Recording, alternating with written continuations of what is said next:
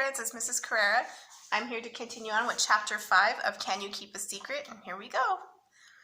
Mike ran across the playground. He liked playing softball, and he liked being outside where he didn't have to think about poems. Sam had the ball. "Throw it here, Sam," Mike yelled. "Burn it in." Sam threw the ball. Mike snagged it with his glove. "Don't worry, Sam," he said. "I won't tell anybody about Ernie." "Ernie?" Brenda asked. "Who's Ernie?" Mike groaned. Brenda had been right behind him, and he hadn't seen her. Brenda came toward Sam. "Do you have another pet?" "Ernie's my uncle," Sam said. He gave Mike a dirty look. Mike laughed. "Yeah, we were talking about old Uncle Ernie." He threw the ball back to Sam. He'd almost done it again. He didn't mean to give away secrets, but things happened. "I don't believe one word of that," Brenda said. Sam turned away and threw the ball to Fred. "He's got a pet, doesn't he?" Brenda asked quietly. Mike looked around and saw his friend Greg standing by the backstop. "I've got to see Greg," he said. "He's got a pet," Brenda said. "I can tell." Mike ran to the backstop. "How's it going, Greg?" "Okay," Greg said. His voice sounded funny. Mike looked at him. "Hey, Greg, is something wrong?" "Everything's fine," Greg said, but Mike knew that wasn't true. Greg kept looking down at the ground. "Did you see Sam's snake?" Mike asked. "It's really—" He stopped, but it was too late. He was giving away secrets again. "Yeah, I saw it," Greg said. Mike felt better. It wasn't giving away a secret if the other person already knew. "You sure you're okay?" "I'm fine," Greg said, still looking down. Mike looked down too. There was nothing on the ground. Then he looked at Greg's shoes and looked again. On one foot, Greg had a regular black shoe. On the other foot, he had a black sneaker. "Your shoes," Mike started. "Be quiet," Greg said. "I don't want everybody laughing at me." "What happened?" Mike asked. "I don't know," Greg said. "I didn't even notice until I was on the bus." "It doesn't hurt anything." And here's a picture. He put on 2 different shoes this morning. You see this one has white on it and this one is all black. It was an accident. "It looks dumb," Greg said. "Don't tell anybody." "No problem," Mike said. Greg moved away from the backstop. Mike didn't think it was a big deal, but Greg did. Mrs. Banks didn't have them choose teams. She just split them up into 2 groups. Mike liked that. He always felt sorry for the kids who were chosen last. Mike's team was out in the field. Mike was playing second base. Greg ran way out into left field. Out there, nobody would see his shoes. When the whole class played ball, they had special rules to speed up the game. The pitcher was somebody on your own team, so the pitcher always threw the ball easy, but you only got 3 pitches. Carla was pitching to her team. Brenda was the first batter. She didn't swing at the first pitch. "You might as well swing at it," Carla said. "It's a strike anyway." "That's not fair," Brenda said. "I hate these stupid rules." Carla put the ball right over the plate. Brenda started to swing, then stopped. "That was too high," she said. "It was not," Carla said. "But that's still strike 2. You better swing at the next one." "Mrs. Banks," Brenda called out, "these are stupid rules." Mike saw Amy walking down the steps. He wondered what she'd been doing in the room so long, and she was taking her time walking to the field. Mike wasn't surprised. Amy wasn't very good at softball. She never got a bat on the ball. "Here comes Amy," Fred called out. "You guys have to take her." "No way," Trent said. "We already had all the crummy players. You get her." Mike looked over at Amy. She was acting like she hadn't heard him, but he knew that she had. Mike hated to have people feel bad, especially somebody like Amy.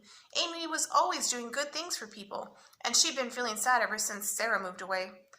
"Get a glove, Amy," Mrs. Banks called. "Your team's out in the field." "Oh, man, that's not fair," Fred said.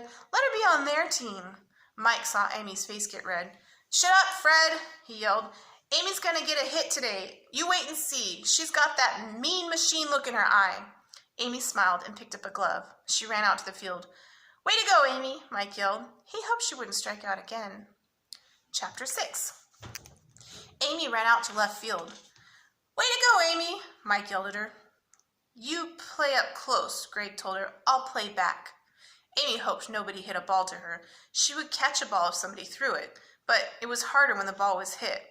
Then it came too fast and everybody was looking at you. "Come on, batter," Mike yelled. "Give me some action, Jackson." Amy smiled. Mike was her friend. He never made people feel bad. She wished the other boys in the class were more like him. The girls, too.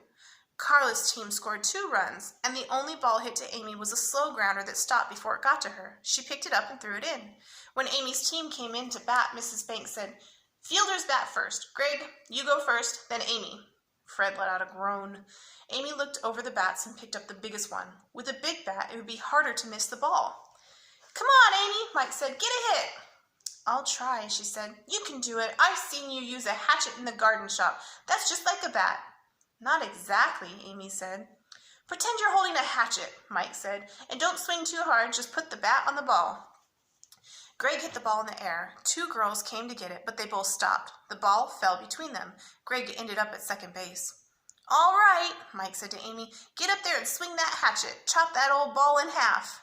Fred was pitching for their team. "Why don't you just hold your bat out? Maybe I can hit it." "Put it over the plate, Fred," Mike said. "She'll do all right." "Here it comes," Fred said. Amy watched the ball sail toward her. When it got close, she swung the bat.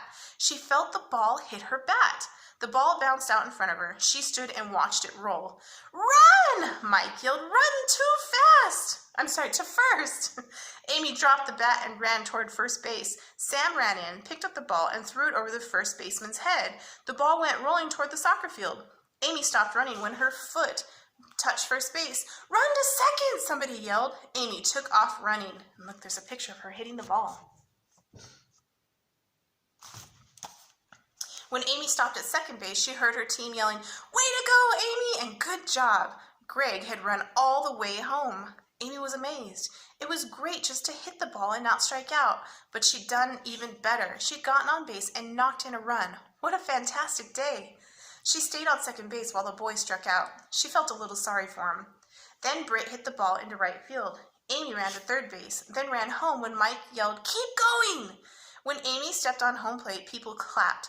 Mike slapped her hand the way ball players do on TV, and even Fred said, "Good going, Amy." Things couldn't get any better. The game went on. Pretty soon, Amy's team was back in the field. Then they were batting again. Amy thought her team was ahead, but she wasn't sure. The score didn't matter. She'd gotten a hit and made a run. "Game's over," Mrs. Banks called. Mike and Fred cheered, so Amy knew her team had won. That made things even better. Mike came running up to her and slapped her hand again. "Way to go, Slugger. I knew you could do it." "That was fun," Amy said. Fred ran past them. "We whipped him good," he said. "Way to go," Mike shouted. Fred slowed down. "Hey, Mike," he said. "You better be careful this period. You better not start blabbing and spoil the surprise party." "Go fall in a hole," Mike said. "I won't tell." "You better not," Fred said and ran on. "That makes me mad," Amy said. "He's a big jerk." She wished that Mike would get mad too, but he just got quiet. "People think I can't keep secrets," he said after a minute. "I guess they're right." "I don't think that," Amy said. "I trust you." "That's good," Mike said, sounding sad, "but you better not tell me a secret." "That's silly," Amy said. "I wouldn't be afraid to tell you a secret." Mike's face got brighter. "Really?" Amy was happy to see him smile again. "Sure, I know you wouldn't tell anybody if you promised not to." An idea crossed Amy's mind. What if she told Mike a real secret?